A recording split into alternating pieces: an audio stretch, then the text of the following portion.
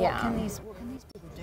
What can the kids do to actually say, okay, I want to recycle, I want to do, I don't know, you know how you did the breast cancer charity walk? Yeah. How much is that actually affecting change? Well, Yeah. you're doing it for what reason? To be seen doing it? To show your support for something because you believe in it or you know someone it's happened to? Yeah, I know a lot of people that it's happened to. Yeah, but by walking in that, or perhaps by raising awareness with young girls in schools and actually getting them to check themselves and go for testing. Like, for me, especially with the waste management and the environmental problems, I feel like we can do Earth Hour, we can do all of these initiatives to raise awareness. I mean, everything you look on Sky News now is about the plastic ocean. And Yeah, exactly. See The whale that was found with like 800 kilos of plastic in his there's one stomach. in every beach, every week. Yeah, but Yeah. have you, of course, have you heard about the sixth continent to the ocean near the Hawaii? There's 5 of them. There's 5 around the world. There's 5. The biggest one has been Hawaii Yeah, and the big California. one. No, they call the sixth continent because it's really, really It's 3 huge. times the size of France. Yeah, it's It's really floating huge. plastic in the sea. Wow. And basically there's 5 points in the world. One's near Maldives and Seychelles. The other one's between America and Hawaii. There's one off the coast of Australia. There's a smaller one off the coast of India. And there's one up the North Sea as well. And they call them the islands of plastic because of where the seas converge. They create like a location. Yeah, Oh, wow. Yeah. So they stay there. And then you've got people like Boyan Slat, who was 16 and went snorkeling in Greece, saw more plastic than fish. And he's the one that's actually created the ocean cleanup, which is a huge barrier that's now been tested and with investors, and is backed by Leonardo DiCaprio and things like this. But with investors, it's now into the sea and will pull in all of the plastic that it floats by, and it's supposed to move with the currents. It has a net underneath it that traps, and it's aiming for this one big island in particular between California and Hawaii first to try and remove some of it. But they say, I mean, I was reading last night, it was every hour there's 1 million plastic bottles made. What? Made, single-use plastic bottles made every hour. Okay. So you see, we need to stop it there. I think where we're stopping it, like we were just saying now, is too late. The stuff's been made, the stuff's been used, the single plastic's been used. That's too late. You know, They can continue making it, but we can have an effective way of getting rid of it. Then we can make that a complete circle. But at the moment, we're creating but until something we can't have get rid of. until we have a way to get rid of it, we should stop making it in such hectic volumes. With every government, it's financial, and there's always this out of sight, out of mind. So I don't know how long it will be before they start putting the waste into spaceships and start sending it off to another planet. Yeah, but the planet, even our orbit is full of trash. Full of trash. Full of satellite, advertising stuff, and blah blah blah. And then when those things like disintegrate, I mean, because they can't last forever, those pieces of metal I heard now they are making the special pollution satellite, who get this big net, who will catch all the small piece of metal into the orbit. Because if you think how we are communicated today, everything is on orbit. Yeah. In the cloud. In the cloud. No one knows what the cloud is. Or maybe, the cloud is over the cloud. And it's full of satellite, old satellite, dead satellite that doesn't work anymore because they are there since maybe 50 years with the Russian and the American and the new run to the space, you know. Yes.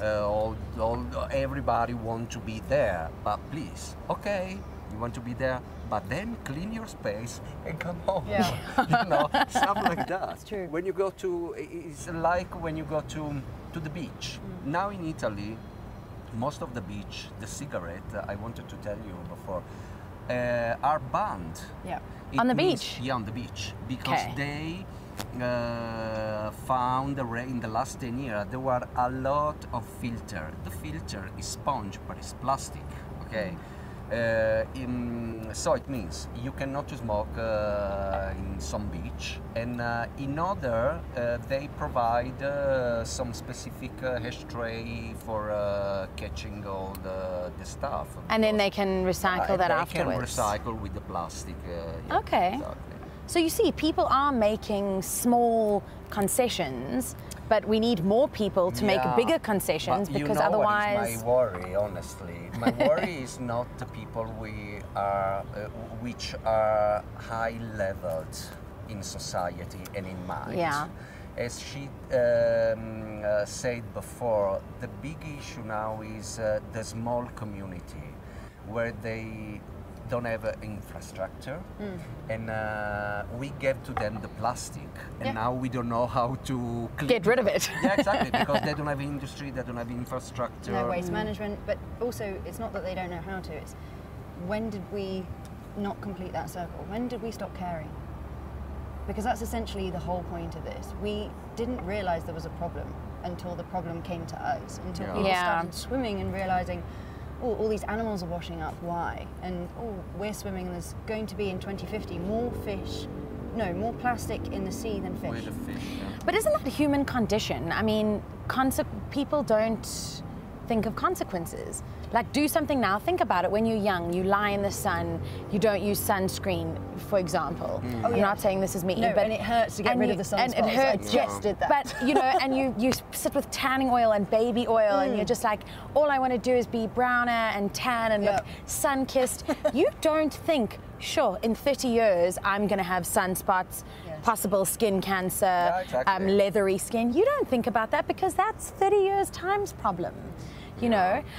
Good morning, guys. Tea Tribe. We are live here at Sant and Sun, and I'm super excited. We've got a very international Tea Tribe with us today. Francesco, all the way from Italy, and Amanda, all the way from Dubai. Hi. Thanks for having us. And I'm so excited that you guys are here. I mean, it's not every day I get to have tea with the two of you, and our conversation has been really, really interesting ahead of Earth Hour, which is tomorrow, and which you're very passionate about. And I think, having chatted about this for quite a while, we're all pretty passionate about it. I think Amanda and Francesco are the most well-versed in it, but you guys can be well-versed in it as well, because we were just saying it's not someone else's responsibility. We're not waiting for someone to fix the problem. We have to start fixing it ourselves. So Earth Hour's tomorrow. Can you explain to our Tea Tribe, Amanda, what is it, and why should every single person be part of it? Because I'm totally being part of it tomorrow. Well, okay, so for South Africa, it's 10:30 tomorrow night. And what started essentially as just turning off the lights for an hour in Sydney has moved into a much more global campaign where everybody across the world at one certain hour shows their support. It's now backed by the World Wildlife Foundation, so it does have a lot of credibility, and people are encouraged to take part in whatever way they can.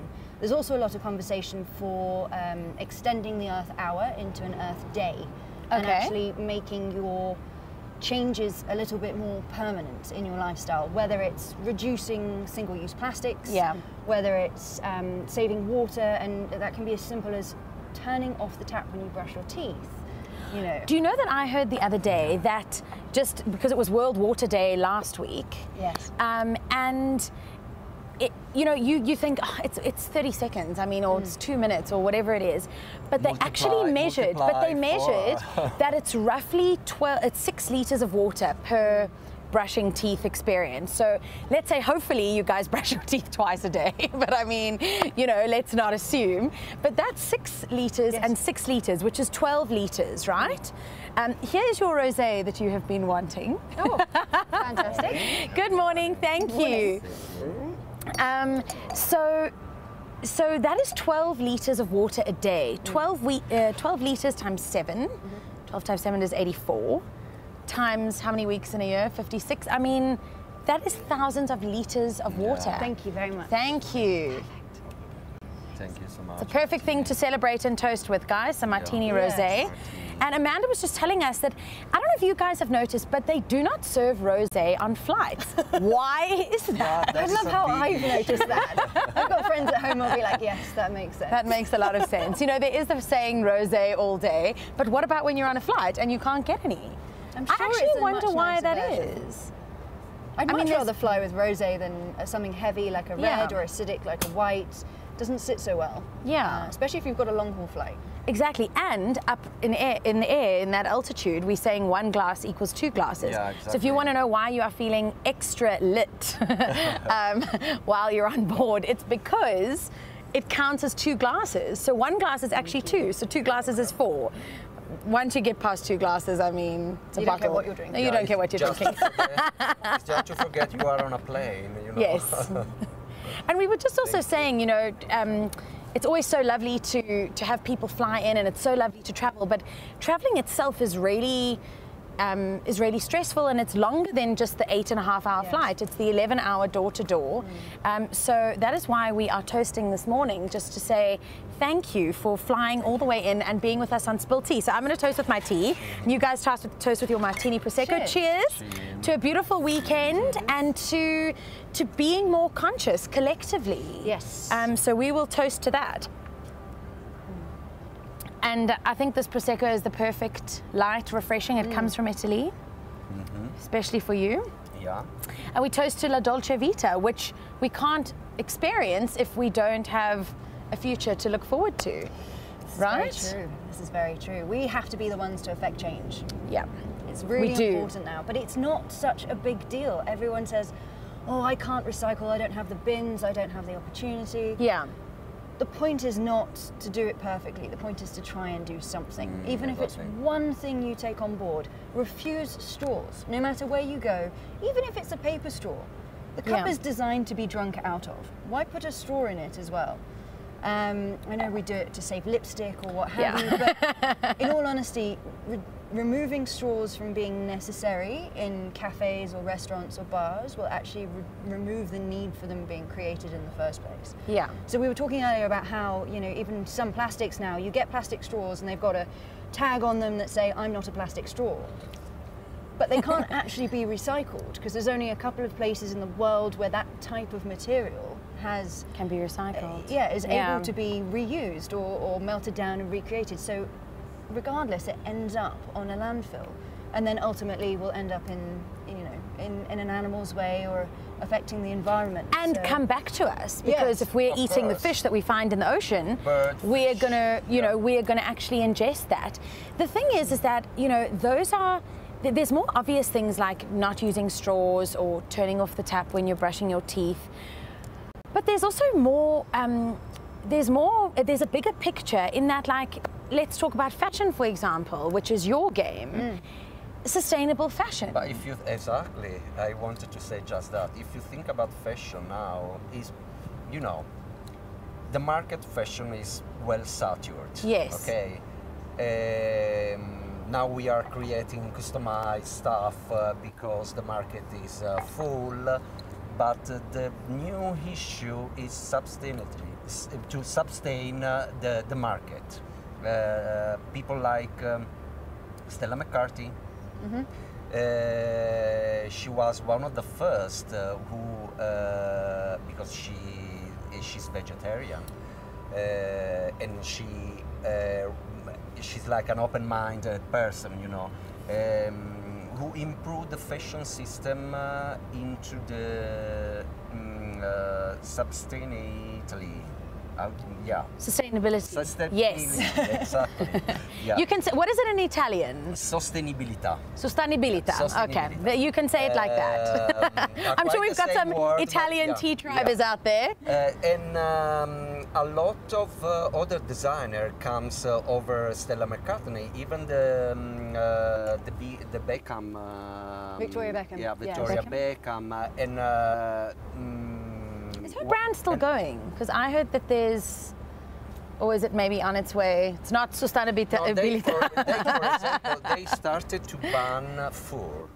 Yes. And vegan leather is hugely and important vegan now. leather. Yes. Because Okay, we say, okay, I don't wear fur, but what about your belt? What about your shoes? Yeah. I'm going to throw a real bomb into that. There is a big argument at the moment that fake fur is worse for the environment than real fur. Because real fur is organic. And as much as I am vegetarian and I don't even eat fish anymore because of the plastic situation as well, there is a big argument that real fur at least biodegrades. It has a natural end to it, life-wise. The quality of the material as well is always going to be better. But fake fur is made of plastic. Yeah, exactly. It's pure and plastic. Those it's plastics, like a polypropylene. Exactly. Yes. And it can't be biodegraded. Synthetic. So you're having more and more synthetic plastic added to and through fashion. But I mean, do you know how many litres of water it takes to dye one pair of jeans blue? No. But that's the thing, is that, you know, every time you say, okay, well, I recycle and I do all of this, but I'm buying fast fashion, how many litres of water does it take? Exactly. You know, how many litres of water does it take even to dry clean clothes? And also reducing, so when you have clothes, for example, I'm not going to name too many brand names, but one of the big ones in the past was Topshop. Okay. And they were infamous for all of their clothes, and I don't know how long, they've probably changed this by now, so don't quote me on it, but the clothes that didn't sell, rather than being copied, they burn them. So instead of going somewhere, these clothes are on a pile, being reduced to, well, depending on what fibres they're using, and probably not natural fibres because that's the most expensive. Yeah. You've got all of this chemicals and CO2 and everything that's been released. One of the worst contributors as well, in terms of fashion and the environment, is activewear, which I'm a big fan of. What? Activewear. Because it's made with all the nylons and lycras. Yes, of course. They're plastic. When you wash them, I have a little knitted bag that's specific for the washing machine at home, and all my activewear or swimwear goes in there.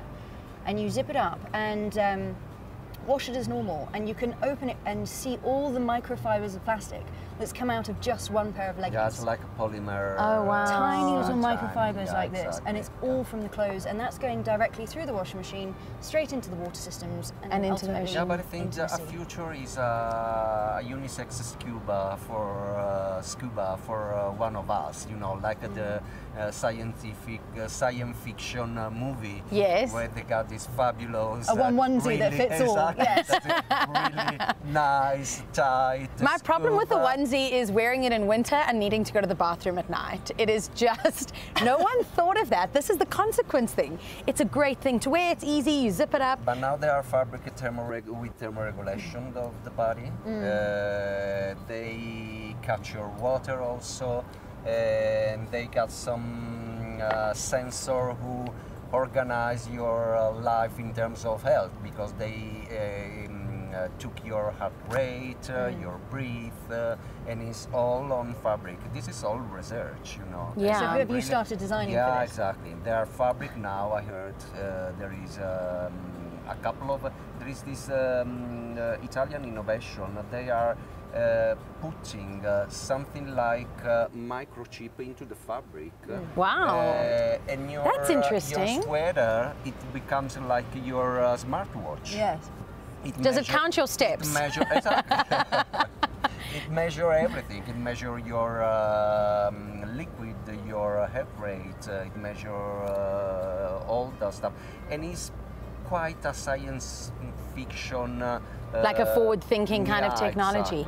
Exactly. But that's my thing. Technology is moving faster than we can ever keep up with. Yes. I mean, we were talking the other day about the new fitness. Yes, the motive ring. The motive ring. I mean, I saw Amanda wearing this ring, and I'm obsessed with rings, as you can tell. And that is something that measures I haven't brought it with because it's actually charging, which doesn't take long to do, but it took longer than I needed, and then I left the airport, so I completely forgot to bring it. Forgive it. But the good thing is, I mean, I had a Fitbit and the Apple Watch and things, and I couldn't sleep with them. So every time I wanted to track, you know, how much sleep I was having, and because that's always fascinating to me. When am I awake and why, you know? And when am I going in and out of those levels of sleep? REM, exactly. Yes. So the ring now is you just don't even feel it on. You can work out with it, measures your sleep, measures your steps, measures your active, like working out. So it really is the latest in fitness wearable tech, and comes in 3 colours. So I love that. So we are there with fitness and we're there with technology, but how can we not come up with something that can help our environment or that can help sustainability? Well, there are alternatives. So we were lightly touching on the topic earlier. One of the most polluted places is Java, Indonesia. The waterways there are the pictures we've all seen with, you know, the moving masses of plastic and rubbish in the waters and dark waters. But there's a young chap there, he's about 25, and he's developed something with seaweed that's got tensile strength that can hopefully in the future replace hotel individual products, individual plastic opening, whether like it's soaps and coffees. Soaps, coffees, toothpaste, but also things like hamburger wraps, because you can bite through it. I mean, this seaweed is completely biodegradable. Edible, and it's edible also, healthy, natural. There's a little bit of an argument as to what this massive seaweed will do to the ecosystems if it's used as a new source of textiles and what have you, but surely it's a much better option than the unnatural ones. Absolutely. And I think people are also revisiting things that they don't have to buy and produce new things, like fashion, for example. Clothes, linens. Yes. Cotton, linen. Yes. Re-wearing. I mean, I know Kate, is she the Duchess of Cambridge? I always get this wrong. Kate Middleton. Kate Middleton, yes, thank you very much. Kate Middleton is famous for re-wearing her outfits and her clothes. And I think also because we look so much to social media and Instagram and all of that, and we see these big celebrities and, you know, we think, oh, they just wear something once and discard it. That is not what it's about. It's more about being sustainable. And we were just saying, think she needs to sustain the monarchy first of all. Let's start with the monarchy and then the fashion. This is important because even people like Diana before her did that, and the Queen herself, you know, it's like a way to merchandise the monarchy. The monarchy itself. You know. Do you know that the Queen has got a matching umbrella for every single one of her outfits? Of course. A matching umbrella. I mean, I get the hat, I get the bag, I get the dog collar and all of that, but an umbrella, it does, right? There is always going to be a need for an extra umbrella. And she doesn't exactly wear sort of muted tones, you know? Oh no, there's some really There's like a lime green umbrella and You're thinking purple. the exact same outfit I'm thinking of, probably. That sticks in your mind. Well, there's an insurance company here, Outsurance, and it's purple and green, and that is the Queen's exact color palette for this particular outfit. But she's got a matching umbrella. Yeah. And we were also just talking about Liz Hurley, who has kind of repurposed her original Versace safety pin gown. Mm-hmm. And that's, in a sense, I mean, I think she looks much better now than she did there, but that's in a way sustaining an outfit because they've repurposed it. Hopefully they've used the same safety pins and just constructed it in a different way. But they haven't taken apart the iconic the second-hand movement or the vintage movement is sustainable, for example, because you reuse stuff already in the market. Yeah. But if you look at even places like ASOS, they have an online marketplace for small brands who, whether they're vintage resellers or people who will remake old clothes into something new, actually have a platform to sell to a commercial audience. And that's fantastic. Things like that, they are popular. There is a reduce, reuse, recycle, but there is also, you know, retro is cool and the 90s are back, so everyone's digging out what they don't need anymore. We do something back home where, just at the moment between the girls, all the clothes we don't need or don't wear more than a couple of times, and it could be Zara, whatever brand, label, it doesn't have to be designer. We put them all in rails, get all the girls over for some rosé, and then all of the items go for like 10 dirham each, so like $5 each, and then all the money goes to like a local animal shelter. But that's amazing. I love that idea. I'm so excited about buying other people's clothes that it's actually more exciting than going to the mall and buying something brand new that's expensive, because you think, oh, we're getting an insight into, I've always liked her in that dress or something, and she's not wearing it, and oh, maybe it doesn't fit her anymore, but actually looks great on me. It would look, maybe I can do this with it or take it up or what have you. So, but I think that really also kind of embellishes on the, you know, and the growth of sort of Instagram and people tagging all the brands that they're wearing, and people buy off people mostly. I mean, I don't know about you, but when I see somebody wearing something, I will always say, I absolutely love that, where did you get it? Or I absolutely love that, who's it by? And often, I mean, more often than not, you go and you try it on and you're like, didn't do me as much justice as she did. Also because you know that person, so you know the figure, you know what their personality is, and if they can look, say, that good in something, you want to be part of that. You're excited by that, and people trust people. So I'm more likely to say, okay, if she's a real woman and she's wearing that and looks phenomenal, I'm going to go see what it can do for me. Yeah. As opposed to, oh, it's that lovely lanky model. Well, dreaming. Francesco, I think they're like unknown ambassador. Yes. Because they need to hide themselves or to show themselves behind or behalf a brand. Of a brand. They don't have they don't have a strong attitude to maybe to consider themselves. You know, they need the consent of the other people. Yeah. Yes. There's a problem with the subconscious. Yes.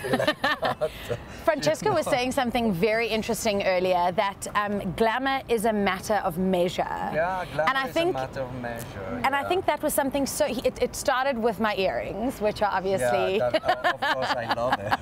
Extra. It's so extra. He said they like little handbags, which I think is a very good analogy. But I think that's so pertinent, and often when you get dressed at home and you try and wear something that you've seen someone else wear, or put something together the way someone else has, and it doesn't quite fit right on you, or it doesn't quite look right on you, it's because glamour really is a matter of measure. Yeah, and the measure are not size or number. Measure is something more related to the attitude, more related to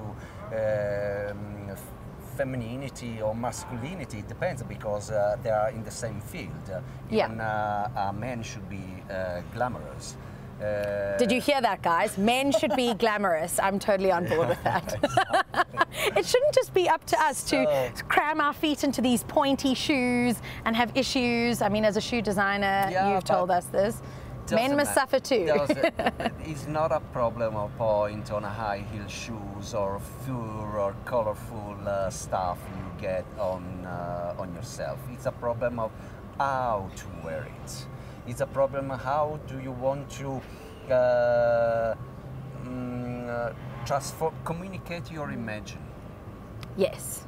Because if you are inside something to communicate to the other, you are really pure, and even a foulard, you know, on your shoulder should be the right measure for your dress. But now we are living on a time where everything is full charge. You know, people want to appear necessarily, and sometimes it's not a nice view, you know. It's more related to a brand processing or a social processing. Yeah. And then you cannot to see the real person, because they want to show something else. Well, we always say, look for the woman in the dress. If there is no woman, there is no dress, and I suppose it goes for a man as well. There can be men in dresses too. Well, we are all out of time. I mean, we could sit and chat all day, but thank you so much, both of you, for joining us. Thanks for having us. For having such a fantastic conversation, and also just for enlightening us about how we can create our own footprint and change our footprint. So here's to Earth Hour tomorrow. Yes, 10:30. Here's to fashion. Salute. Here's to cheersing with a martini prosecco and all the fashion parties that come with that. But also just to committing to be better humans and leave the world in a better way than we found it. Yeah. Please subscribe to the channel, T Tribe, and follow the link below to catch up on the other episodes. Ciao. Ciao.